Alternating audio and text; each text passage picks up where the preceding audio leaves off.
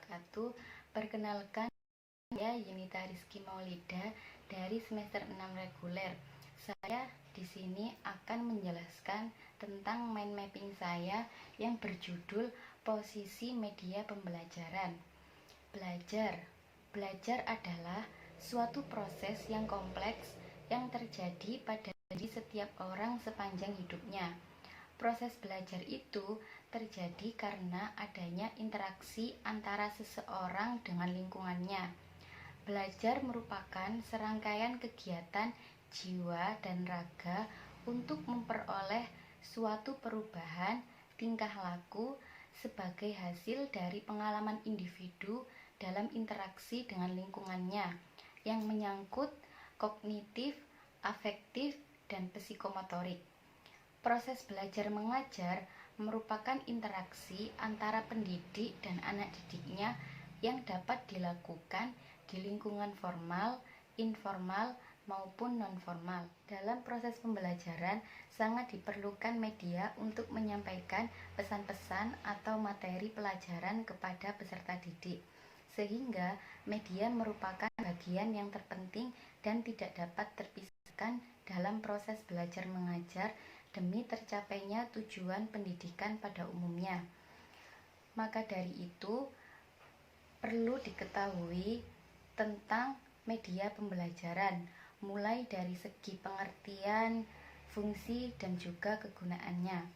Di sini saya akan menerangkan mulai dari pengertiannya.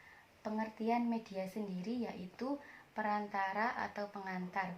Media juga dapat diartikan manusia, peristiwa benda, atau peristiwa yang memungkinkan peserta didik memperoleh pengetahuan dan keterampilan.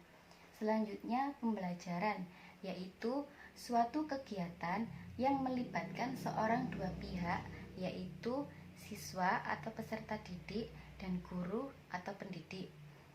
Jadi, kesimpulannya, media pembelajaran adalah merupakan perantara atau alat yang digunakan sebagai pengantar komunikasi antara seorang guru dan murid dalam rangka lebih mengefektifkan interaksi antara keduanya dalam proses belajar mengajar. Selanjutnya beralih ke macam-macam media pembelajaran.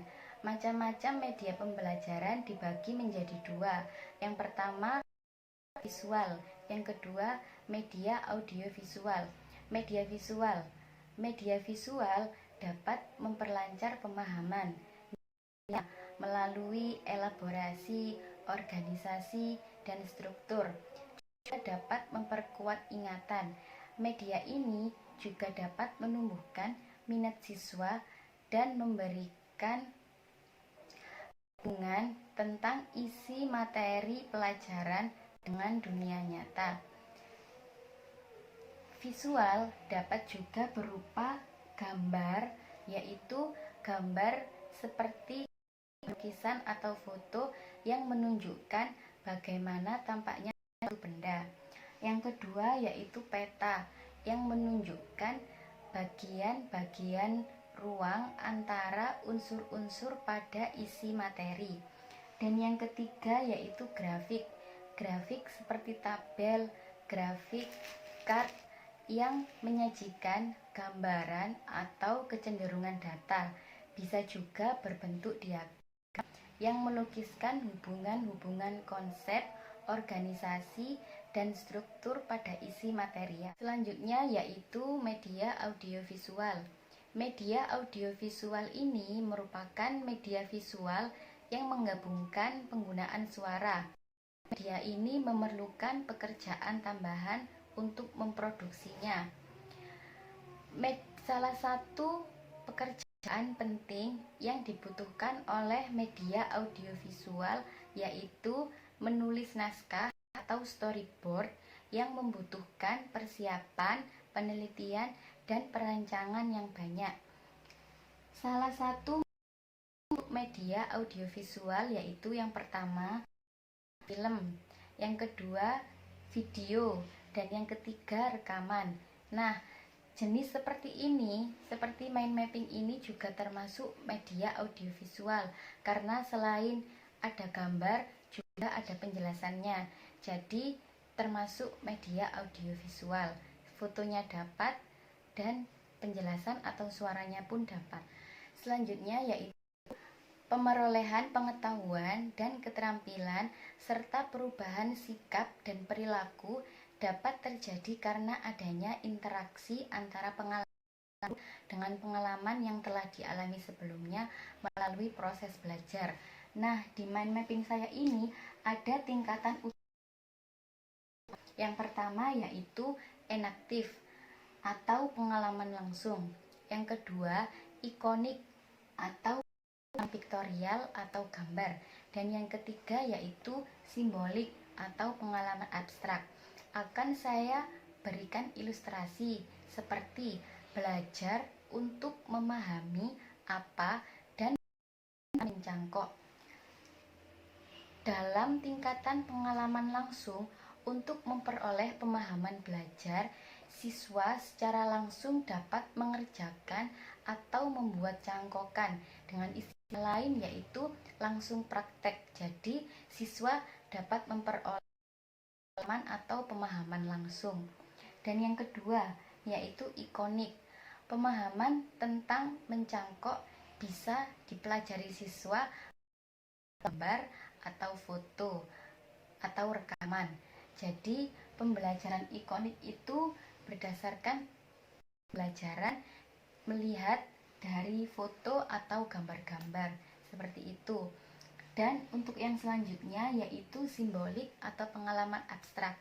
Pada tingkatan ini, siswa dapat memahaminya lewat membaca atau mendengar dan mencocokkannya dengan pengalamannya sendiri atau melihat orang lain mencangkok.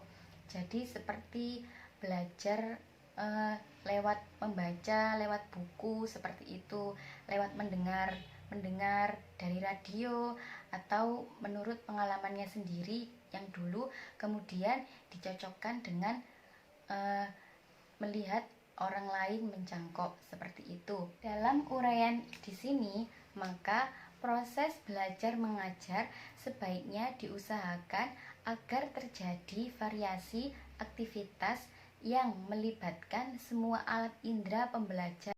Semakin banyak alat indera yang terlibat untuk menerima dan mengolah informasi atau isi pelajaran, maka kemungkinan besar isi pelajaran tersebut dapat dimengerti dan dipertahankan dalam ingatan siswa. Dan penjelasan yang terakhir yaitu posisi media dalam pembelajaran. Yang pertama, media yang digunakan memiliki posisi sebagai alat bantu dalam kegiatan pembelajaran. Maksudnya alat bantu dalam kegiatan pembelajaran yaitu alat bantu mengajar bagi guru atau teaching aids. Misalnya alat-alat grafis, fotografis, elektronik untuk menangkap, memproses, dan menyusun kembali informasi visual verbal. Yang kedua yaitu memberikan pengalaman konkret, motivasi belajar, mempertinggi daya serap, dan retensi belajar siswa.